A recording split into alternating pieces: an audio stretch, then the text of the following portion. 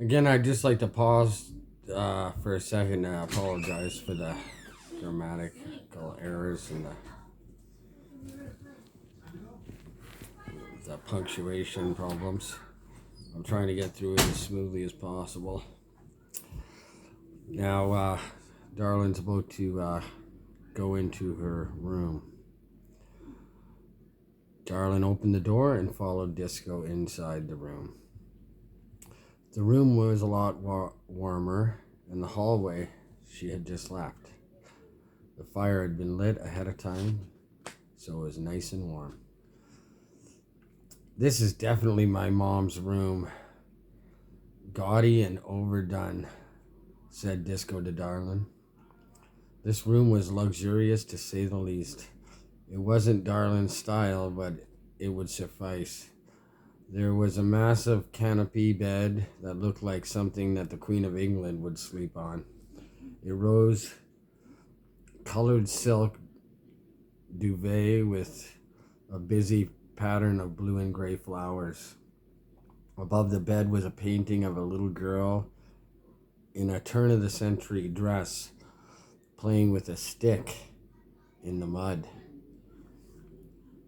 It was framed in one of those gilded frames. Looked like it was from the 1300s. It was very intricate with floral pattern. Darlin looked at it, thinking why anyone on earth would pay money for such a hideous frame. The walls in the room were deep burgundy with dark stained wood trim that was at least 1 foot tall.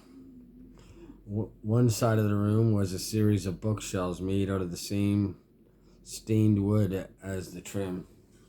The ceiling looked like Michelangelo had been contracted himself to paint it.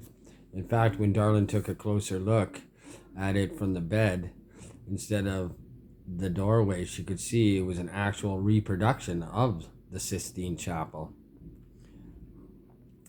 She would know she had seen it on a class trip when she was at a private school in England. When she was a young and behaved well. See, that's just one word.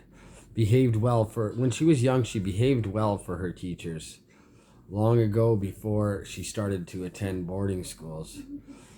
There was a marble fireplace complete with a polar bear rug that made Darlin cringe. Darlin was never one for dead animals lying around, and even the stuffed squirrel in Miss North's class had given her Darlin nightmares in the past. Once Darlin's bags were brought up, she went through them and started to set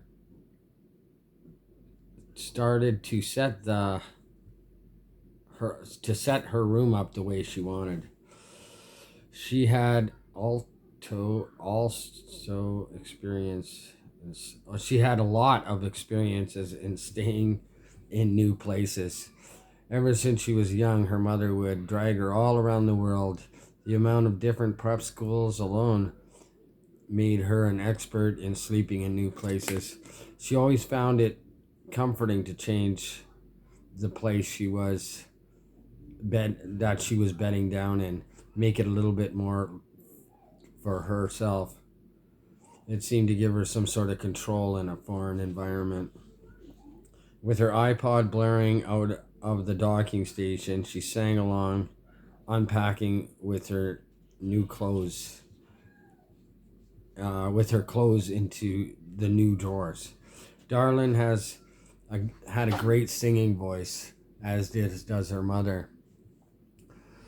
She was the lead singer in her band, and they entered the talent show at St. Mary's. Her and Winter Cayley had won the spring fling competition. They called themselves the Three Wind Shy,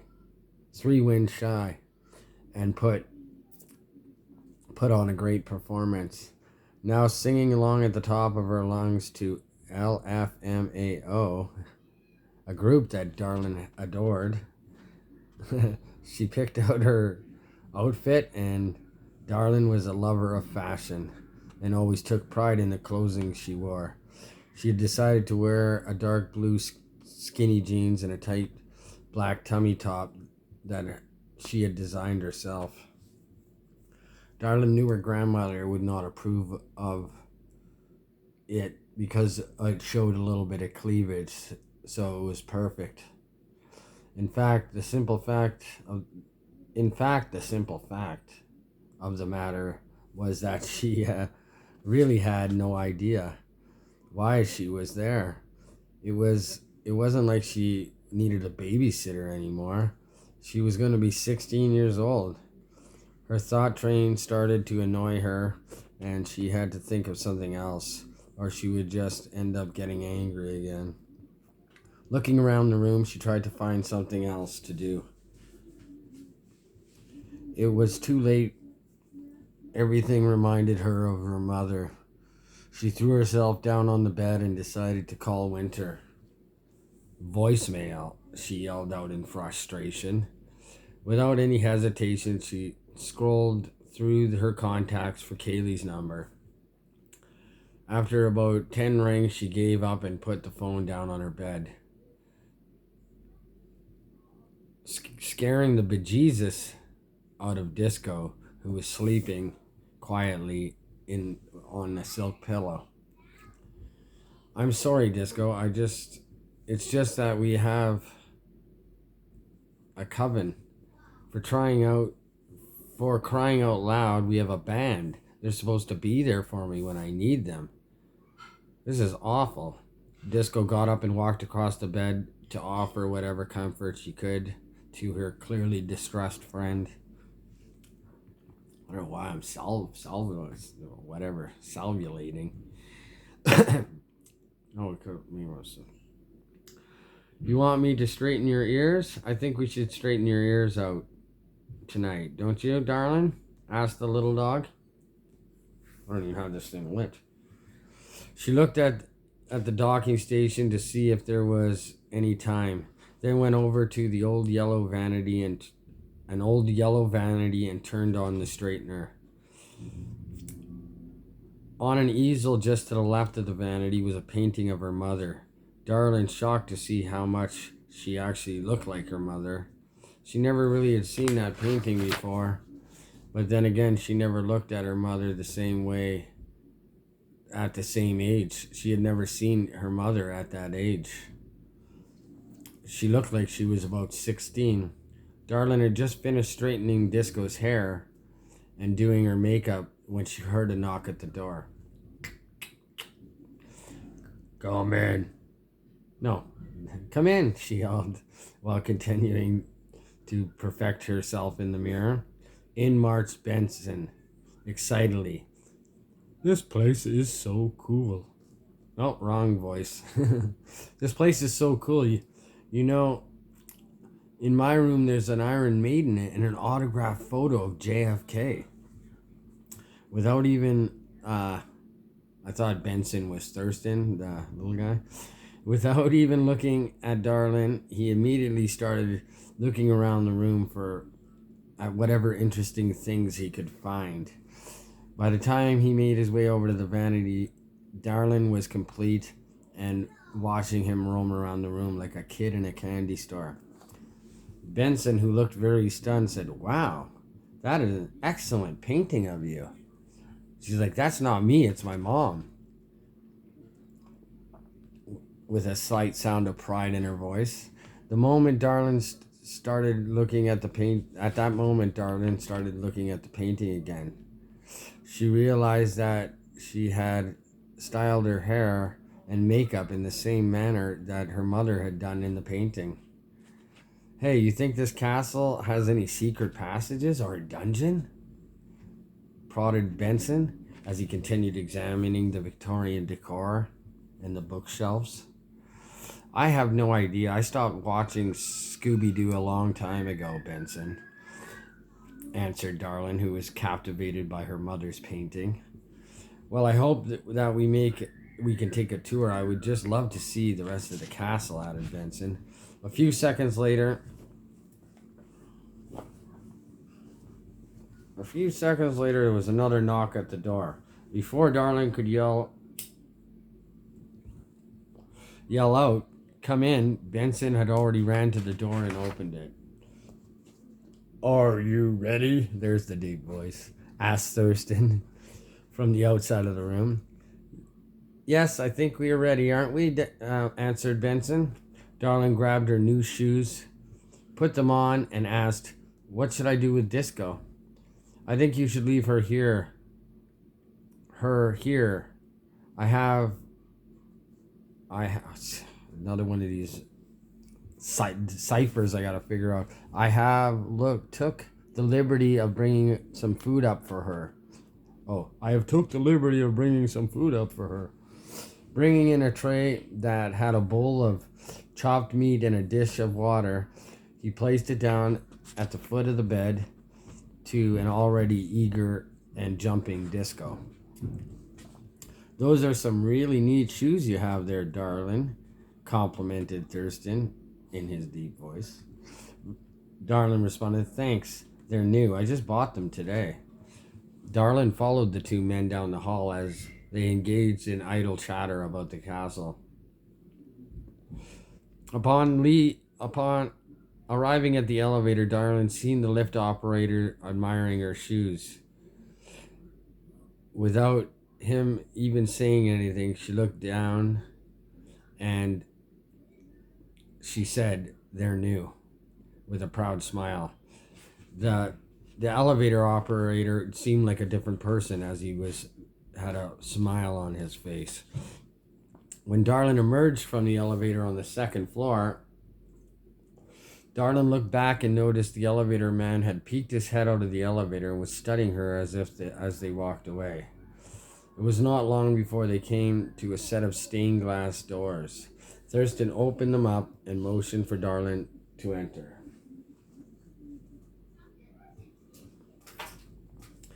"Make yourself comfortable, Lady Haywood. We'll be there. Lady Haywood will be here shortly." "You can come with me," reported Thurston, nudging to Benson. Darlin walked through the doors, and Thurston shut them behind her. The hall was massive. It must have been 3 stories high. The ceiling was made completely out of stained glass that was rounded like a dome. Most of it was shaded by a tall castle towers above. However, some parts had traces of lingering sunlight from a now descending sunny day, lighting up the stained glass, accentuating absolutely beautiful design. The light cast beautiful purple, blue, red designs on the white marble floor. Darlin found herself tracing the highlighted parts of the floor with her new ruby red slippers. She noticed her ruby red slippers cast the beam of light in hundreds of different directions as she traced the sun pattern on the floor. The table was typical of what you'd expect from a hall of this caliber. It was over 70 feet long and must have had over 100 chairs. It was made up of a knotty wood with the chairs to match. Darlin began to picture her grandmother at the opposite end of the dinner table eating. The two not talking, just like in a movie she had seen. When she noticed that there was 2 placemats sets setting across from each other, smack dab in the middle of the feasting table instead of at either end. The one chair on one side of the table was obviously her grandmother's. Its back was over 6 feet tall and had a company crest messed up 4 directions in bleached inlaid wood. The rest of the throne was made of dark walnut and had a red silk seat pillow. To Darlin, the armrests looked like they would have been the most uncomfortable ones she had ever seen. They were square in shape and had deep ridges carved in some sort of battle of horses design going on. Behind the throne, Darlin could see another set of stained glass doors. From the commotion she heard behind them, she knew that that was the kitchen. Darlin took her place at the table. The plates were a set carved out of shale rock. She had never seen anything like it. Picking it up to see who had made it, she seen it did not have any stamp, but it was it was a really heavy plate. Admiring my china? Said a voice from behind the big throne chair, which startled Darlin, causing her to drop the stone plate to its shattering death on the table. With an absolute sorry and guilty sounding voice, Darlin, "Oh no, I'm sorry. You scared me. I'll clean it up." "No need. That is why we have servants, my pretty. I see that along with your beauty, you inherited some of your mother's aptitude for clumsiness as well," said her grandmother, who was still standing, still out of sight of her grandmother, still out of sight of Darlin. Darlin started, well, actually, when she was cut off by her grandmother's screeching voice, screaming, Lucinda, we need you to clean up. My guest has broken one of my plates." Darlin could hear the old lady huffing and puffing, and the other from the other side of the massive chair. Seconds later, the herd of the doors behind the chair flying open. A herd of people from the... it's all messed up. Basically, someone came out of the kitchen, followed by a pitter-patter of stiff shoes running in both directions, all the way along either side of the table. It took them about 20 seconds before they emerged from the opposite end of the table. Darlin couldn't see them until they made their way around.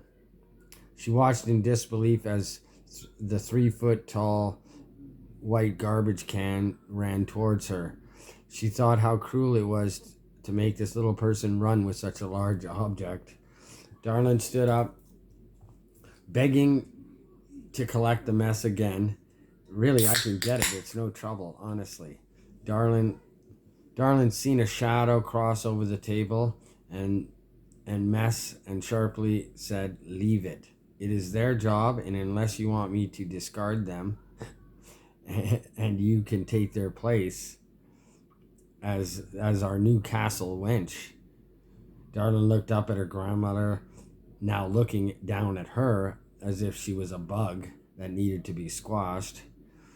"No, it's just I didn't want them to go through trouble on my account," pleaded Darlin, dropping the pieces she had in her hand.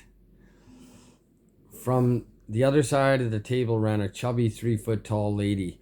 She had blonde hair and was actually very pretty for a little person. She struggled to carry a Swiffer wet jet and another stone plate frantically towards Darlin. Darlin stepped away from the table and watched the two workers begin to clean the mess.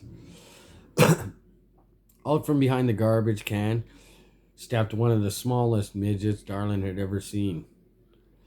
He looked like he was very young. He had jet black hair. Neither made eye contact with her or with her grandmother. Darlin was tempted to help when the little man started to struggle with moving the chair, but something told her from her grandmother's gaze that she should not do so. Darlin's grandmother, was wearing the only black dress Darlin had ever seen her in. Darlin found herself wondering what her closet must look like. She pictured 100 black dresses neatly hung, smelling like mothballs. On top, five or six petticoats, all the same color. The black dress had a full length, black lace sleeves that clung tight to the old lady's bony arms. It cut straight across at the neck like a t-shirt. Thank God for that, Darlin thought. 100-year-old cleavage is something that she did not want to see. On the front of the dress, there was a black ribbon woven through the metal rings that was tied around extremely tight, adding strength to her already rigid posture. At the waist, the dress flared out and went down to the floor, leaving a 3-foot circumference around her feet. When the mess was cleaned up, Darlin took her seat at the table as her grandmother just stood there watching her. I really am sorry. It was an accident, apologized Darlin one last time. As if she had not heard Darlin at all, she yelled out, "This chair isn't going to move itself. Honestly, people, I should get rid of each and every one of you." The two that had just cleaned up the mess hall returned I don't see this one. The company let me just read it and see if I can figure it out by two the other midgets. Oh, the two basically they were cleaning the floor. They ran around. Darlin watched two other midgets come out. Darlin watched 4 struggle with the weight of the chair as they pushed it back closer to the table.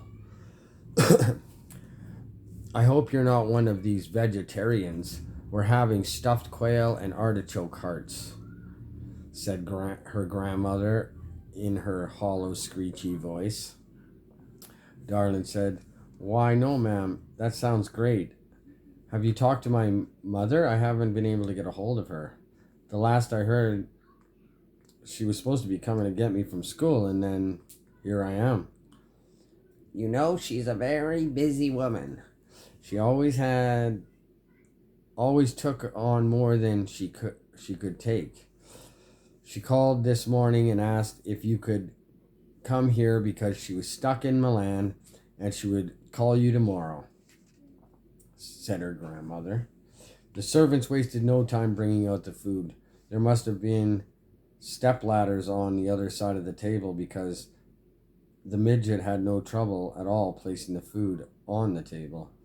After her grandmother had finished loading her plate, Darlin filled her plate and poured herself a glass of water, for it was the only thing to drink. "Is that all you're going to eat? You know it's disturbing how much you're like your mother. She was always ate like a sick little bird." As well, sneered her grandmother, who by now was manhandling her quail breast and eating it. Darlin said nothing and began to eat. Throughout the rest of the meal, the two said nothing. Even so, often, Darlin would look up to see if there was any chance for communication, ever so often. Again, I'm sorry, like these are words, some of these words are like joined together kind of thing.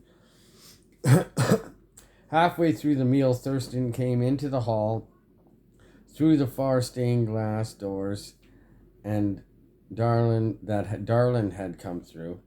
He was carrying a black leather folder in front of him like a tray. Grandma gasped, "What is it now?